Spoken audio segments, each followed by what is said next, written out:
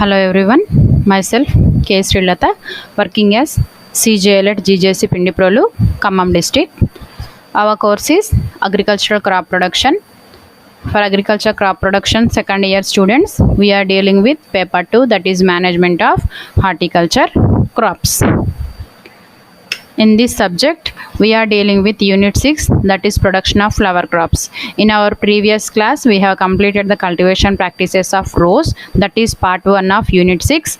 And in our today's class, we are going to discuss with Part 2 of Unit 6, that is Cultivation Practices of Jasmine.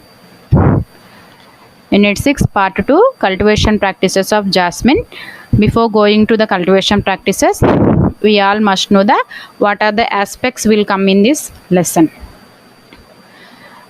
First one is climate, వాతావరణము, soils, నేలలు, land preparation, నేల తయారీ విధానము, planting, మొక్కలు నాటే విధానము, irrigation, నీటి యాజమాన్యము, fertiliser management, ఎరువుల యాజమాన్యము, వీడ్ మేనేజ్మెంట్, కలుపు యాజమాన్యము, హార్వెస్టింగ్, పంట కోత, ఈల్డ్, దిగుబడి, ప్లాంట్ ప్రొటెక్షన్, సమగ్ర సస్యరక్షణ అంటే మల్లెలో వచ్చేటటువంటి పురుగులు తెగుళ్ళు వాటి యొక్క లక్షణాలు, అదేవిధంగా నివారణ చర్యలు ఏ విధంగా చేపట్టాలి అనే దాని గురించి మనము ఈ క్లాస్లో తెలుసుకుంటాము. జాస్మిన్ మల్లె, సైంటిఫిక్ నేమ్ జాస్మిన్ స్పీసీస్. ఇందులో చాలా రకాలు ఉంటాయన్నమాట, అందుకని దీని స్పీసీస్ అని ఇక్కడ చెప్పడం జరిగింది. ఇందులో వచ్చేసి మనకి జాస్మిన్ శాంబాక్, జాస్మినం ఆరిక్యులేటం, జాస్మినం గ్రాండిఫ్లోరం, జాస్మినం మల్టీఫ్లోరం అని మీరు గమనించే ఉంటారు. మల్లెలో చాలా రకాలు ఉంటాయి. గుండు మల్లె, జాజి మల్లె, తర్వాత బొడ్డు మల్లె, విరజాజి, సన్నజాజి, కాగడ మల్లె, ఇవన్నీ కూడా మల్లె రకాలు అన్నమాట. ఫ్యామిలీ వచ్చేసి ఓలియేసి, family ఓలియేసి. Jasmine is one of the important flower crops grown in commercial scale in Rangareddy, Nalgonda and Mahbub Nagar and Medak districts. భారతదేశం మొత్తం మీద కూడా ఈ యొక్క మల్లె పంటను పండిస్తున్నారు. తెలంగాణలో తీసుకున్నట్లయితే రంగారెడ్డి, నల్గొండ, మహబూబ్ నగర్ మరియు మెదక్ జిల్లాల్లో వాణిజ్యపరంగా ఈ మల్లె సాగుని చేపడుతున్నారు. The flowers are highly fragrant and used for religious offerings and also used for preparing garlands. ఈ పూలు అనేవి వీటి యొక్క సువాసన అనేది ఎక్కువగా ఉంటుంది.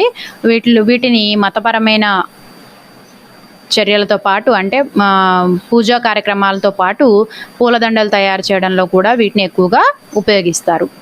Loose flowers are also used for extraction of essential oil which is used in the preparation of perfumes and scented water. మనకి ఈ ఫ్లవర్స్ నుంచి వచ్చినటువంటి ఈ పూరేకుల నుంచి ఆయిల్, నూనెను తీస్తారన్నమాట. ఈ నూనె అనేది ఎక్కువగా పర్ఫ్యూమ్స్ మరియు సెంటెడ్ వాటర్, రోజ్ ఆయిల్ లాగా అనమాట, రోజ్ వాటర్ లాగా తయారు చేయడానికి ఎక్కువగా ఉపయోగిస్తూ ఉంటారు. Uses of jasmine tea. Jasmine tea is a strong fragrant tea with relatively low amounts of caffeine, which studies have shown that regular consumption can reduce heart disease and cholesterol. ఈ jasmine పూరేకులను ఉపయోగించి tea కూడా తయారు చేస్తారన్నమాట. ఇది ఎక్కువ గాఢతను కలిగి ఉండటంతో పాటు దీంట్లో కెఫెయిన్ పర్సంటేజ్ అనేది తక్కువగా ఉంటుంది. దీని కనుక రెగ్యులర్గా తీసుకున్నట్లయితే హృదయ సంబంధ వ్యాధులు అనేవి తక్కువగా వచ్చే అవకాశాలు ఉన్నాయని చెప్తున్నారు. అదేవిధంగా కొలెస్ట్రాల్ అనేది కూడా తగ్గుతుందన్నమాట. Next, essential oils. With its distinct scent, it's no surprise that jasmine is used as an essential oil. Jasmine oil is believed to ease depression and insomnia and also works as an aphrodisiac. అంటే దీని నుంచి తీసిన నూనె అనేది మంచి సువాసనను కలిగి ఉండి ఆ వాసనను చూసినప్పుడు ఏమవుతుందంటే డిప్రెషన్ తొందరగా అంటే ఆహ్లాదమైనటువంటి ఒక ప్రశాంతతకి మనం లోనవ్వడం జరుగుతుంది. ఎట్లాంటి డిప్రెషన్లో ఉన్నా కానీ ఆ నూనె వాసనకి ఒక ప్రశాంతమైన వాతావరణం ఏర్పడే అవకాశం ఉంటుంది. Natural medicine. Lotions made of jasmine have been used throughout time to treat sunburn and rashes. చర్మం మీద ఏర్పడేటటువంటి ర్యాషెస్ని తొలగించడానికి ఈ మల్లెపూల నుంచి తయారైన లోషన్స్ అనేవి ఎక్కువగా ఉపయోగపడుతూ ఉంటాయి. It's also seen as a great ingredient in cosmetics which slow the ageing of skin. చర్మం ముడతలు పడకుండా ఉండడానికి వివిధ రకాల కాస్మెటిక్స్ తయారీలో కూడా దీన్ని ఎక్కువగా మల్లెపూలు అనేవి ఎక్కువగా ఉపయోగిస్తూ ఉంటారు. నేలలు. మల్లె సాగు చేయడానికి ఏ విధమైన నేలలు అవసరం. Jasmine can be planted on a wide range of soils. మనము అన్ని రకాల నేలల్లో కూడా ఈ పంటను పండించుకోవచ్చు.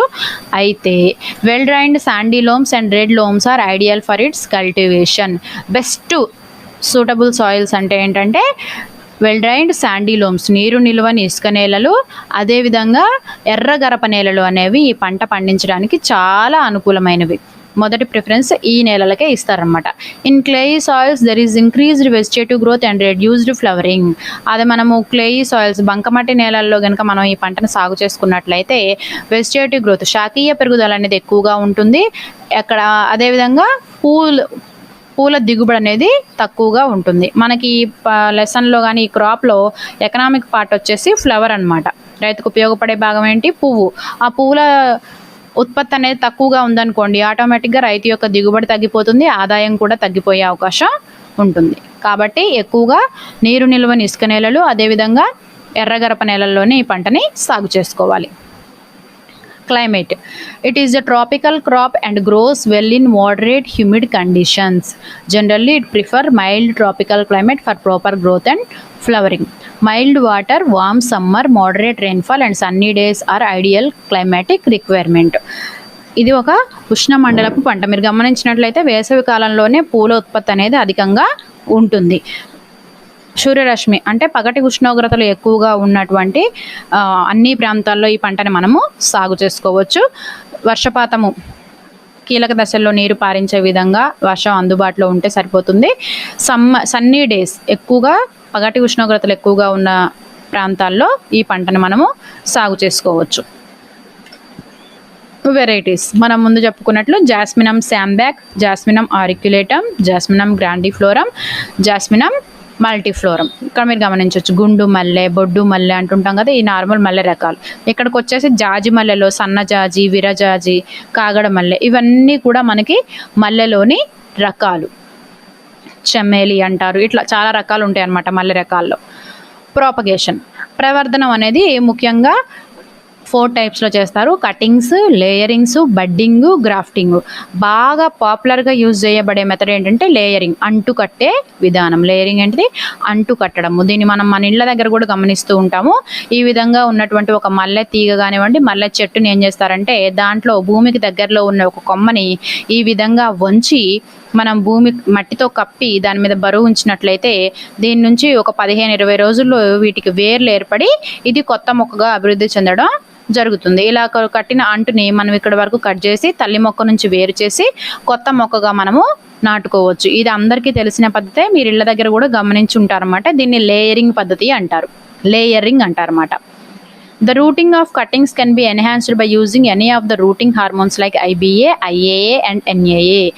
వేరు వ్యవస్థ బాగా అభివృద్ధి చెందడానికి మనము పెరుగుదల హార్మోన్లు కూడా ఉపయోగించవచ్చు. పెరుగుదల హార్మోన్లు ఏంటి అంటే ఇండోల్ బ్యూట్రిక్ యాసిడ్ కానీ ఇండోల్ ఎస్టిక్ యాసిడ్ కానీ మనము ఉపయోగించినట్లయితే ఈ వేర్లు అనేవి తొందరగా ఏర్పడటంతో పాటు వేరు వ్యవస్థ అనేది బాగా అభివృద్ధి చెందుతుంది. మల్లెలో ప్రాపగేషన్ ఏ విధంగా చేస్తారు అంటే లేయరింగ్ బాగా అన్ని రకాలుగా చేయొచ్చు. మనం కొమ్మ కత్తిరింపులు, తర్వాత బడ్డింగ్, గ్రాఫ్టింగ్ కూడా చేయొచ్చు, కానీ ఎక్కువగా వాడుకలో ఉన్న పద్ధతి లేయరింగ్ అనమాట. Next time of planting. June నుంచి జూలై మధ్యలో మనం ఎప్పుడైనా మొక్కల్ని నాటుకోవచ్చు. Simple and compound layering methods are followed during June to July to October to November. వర్షాకాలంలో అయితే జూన్ నుండి జూలై, అదే శీతాకాలంలో అయితే అక్టోబర్ నుండి నవంబర్ మధ్యలో మనం మొక్కల్ని నాటుకోవచ్చు. Layers will be ready for planting within 90 to 120 days. మనం అంటు కట్టిన తర్వాత 90 రోజుల నుండి 120 రోజుల్లో అవి కొత్త మొక్కలు అభివృద్ధి చెంది ప్రధాన పొలంలో నాటుకోవడానికి సిద్ధంగా ఉంటాయి అన్నమాట. ఈ విధంగా మనం అంటు కట్టుకున్న మొక్కల్ని పొలంలో నాటుకునే ముందు ఏం చేయాలంటే ప్లాంటింగ్. మొక్కలు నాటుటకు 10 నుండి 15 రోజుల ముందు మనము 45 x 45 x 45 సెంటీమీటర్ల గుంటలను తవ్వుకొని సిద్ధంగా ఉండాలి.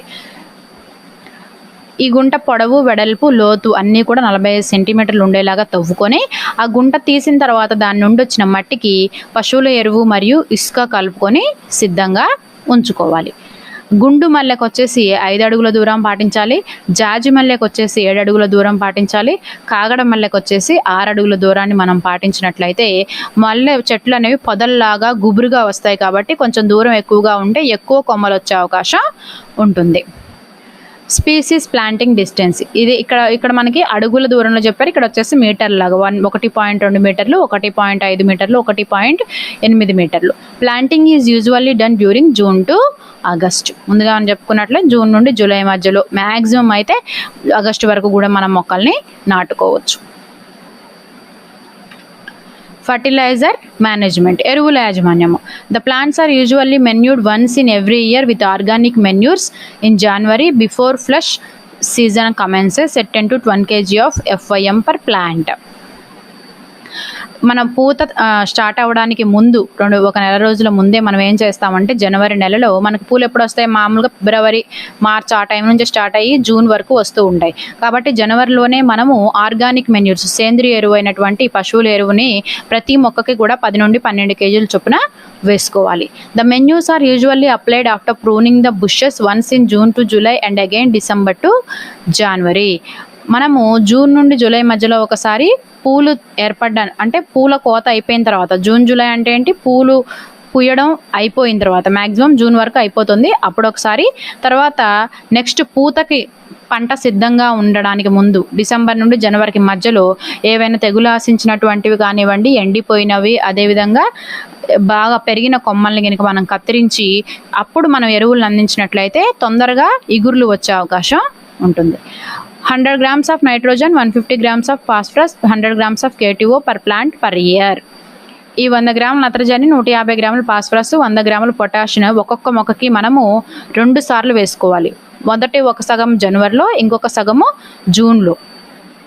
పూలు పూయడానికి ముందు ఒకసారి, పూలు పూసి అయిపోయిన తర్వాత రెండోసారి కనుక మనం ఎరువులను అందించుకున్నట్టయితే సంవత్సరం పొడవునా కూడా ఈ పోషకాలు మొక్కకు అందుబాటులో ఉండే అవకాశం ఉంటుంది.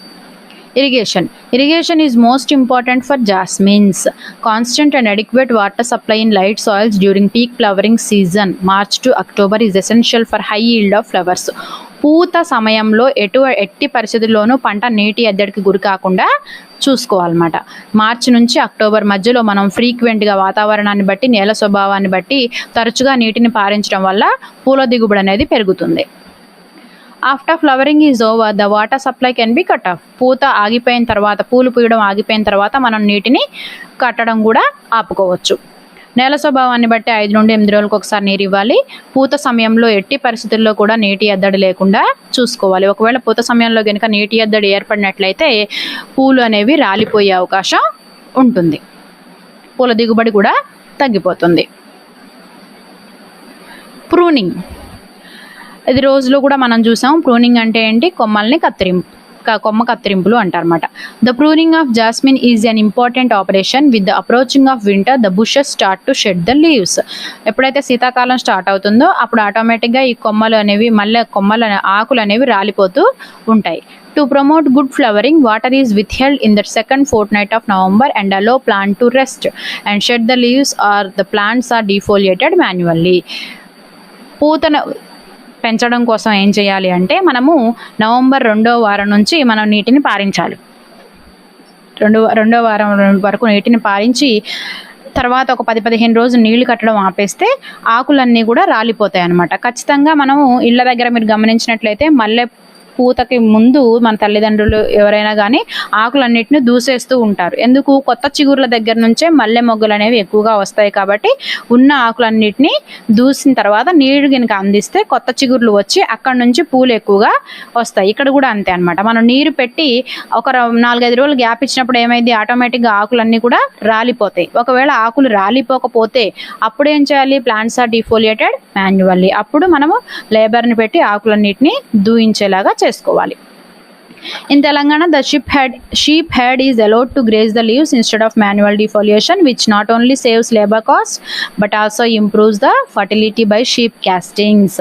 మామూలుగా తెలంగాణలో ఏంటంటే ఏం చేస్తున్నారంటే మనుషుల్ని పెట్టి ఆకులను దూయించడం కాకుండా ఒక గొర్రెల మందని తీసుకొచ్చి 1 or 2 days మళ్ళీ తోటలో కనుక వదిలేసినట్లయితే ఆ మల్ల చెట్టు ఆకులన్నిటినీ ఆ గొర్రెలు తినేస్తాయి. దీంతో పాటు దీనివల్ల ఏమవుతుందంటే ఒకే సమయంలో మనకు కావలసిన ఆకులన్నీ కూడా దూయబడతాయి.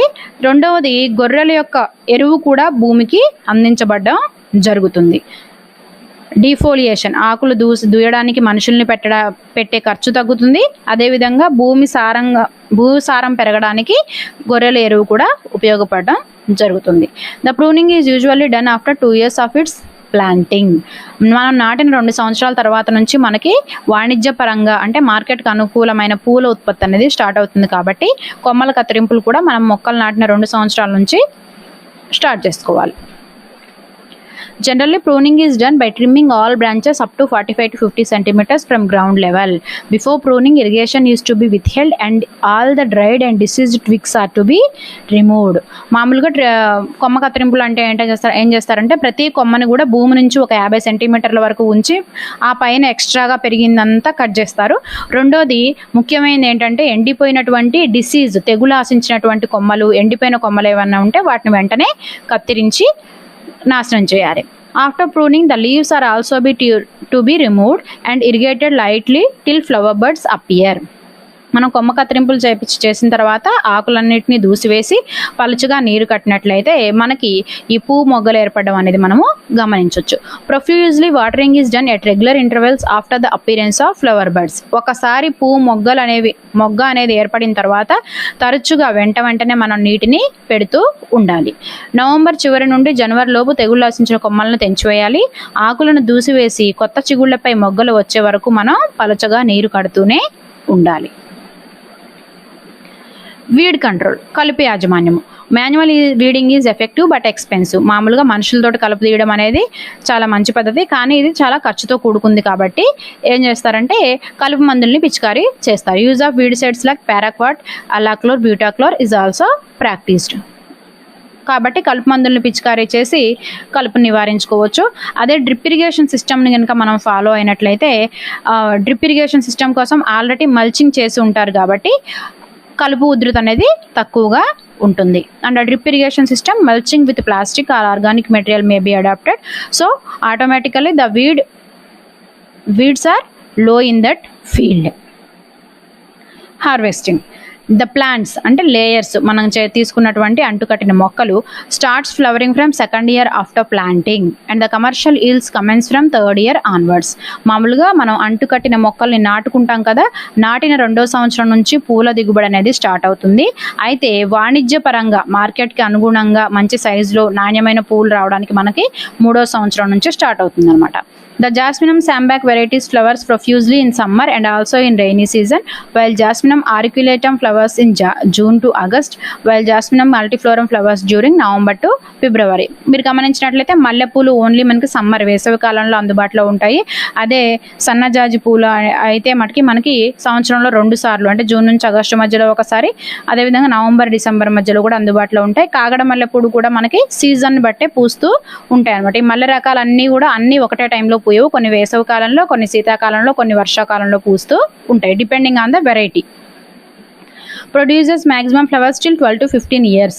ఒకసారి మనం నాటుకున్న పంట నుంచి మనకి దాదాపు 12 నుంచి 15 సంవత్సరాల వరకు పూల దిగుబడి అనేది వస్తుంది.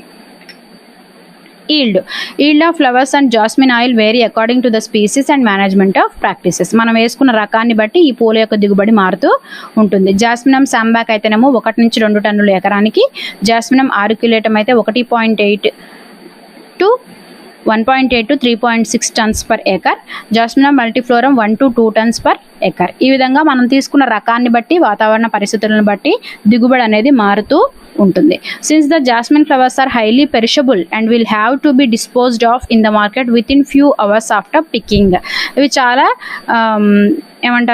సున్నితంగా ఉంటాయి అన్నమాట. ఎక్కువ రోజులు నిల్వ ఉండవు కాబట్టి పూలు కోసిన వెంటనే మనం ఇమ్మీడియట్గా మార్కెట్కి పంపించేసి వాటిని సేల్ అయ్యే విధంగా చూసుకోవాలి. ప్లాంట్ ప్రొటెక్షన్, పురుగులు మరియు తెగుళ్ళు. ఫస్ట్ది పురుగులు, pests. Bud and shoot borer. Caterpillar makes hole on the flower bud and feeds on the inner content.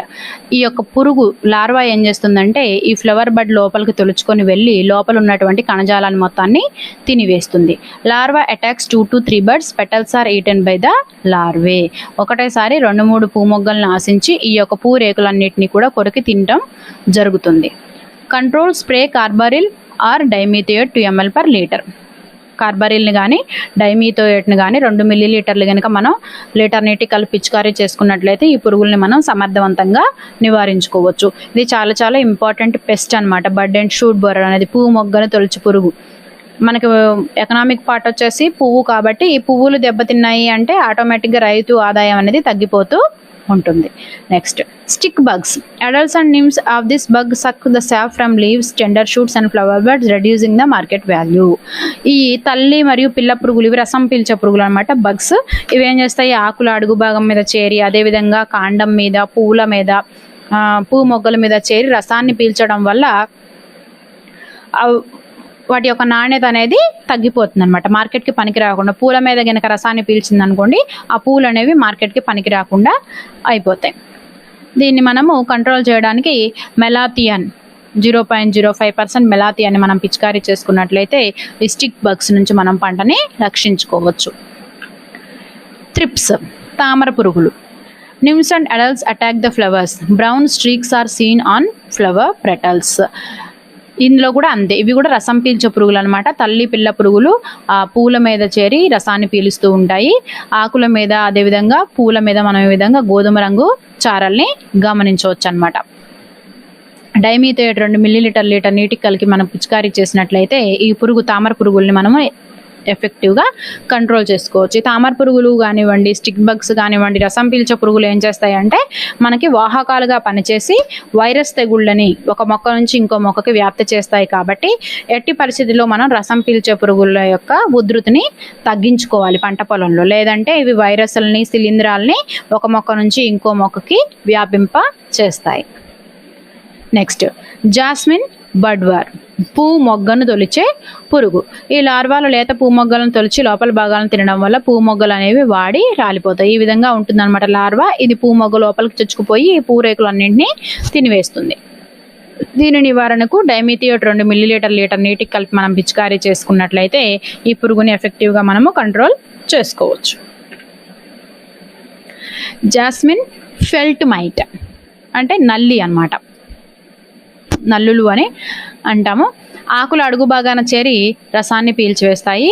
మొక్కలు పాలిపోయి లేత పసుపు రంగు ఆకులు కలిగి బూడిద చల్లినట్లు కళావిహీనంగా ఉంటాయి. మీరు ఇక్కడ గమనించినట్లయితే పసుపు రంగు ఆకుల మీద అక్కడక్కడ పసుపు రంగు మచ్చలు అనేవి ఏర్పడతాయి. ఈ విధంగా ఏర్పడిన మచ్చలు ఒకదానితో ఒకటి కలిసిపోయి ఆకంతా కూడా పసుపు రంగులోకి మారి రాలిపోవడం జరుగుతుంది. దీనివల్ల కిరణజన్య సంయోక్రియ అనేది సరిగా జరగక మొక్కల పెరుగుదల అనేది ఆగిపోతుంది.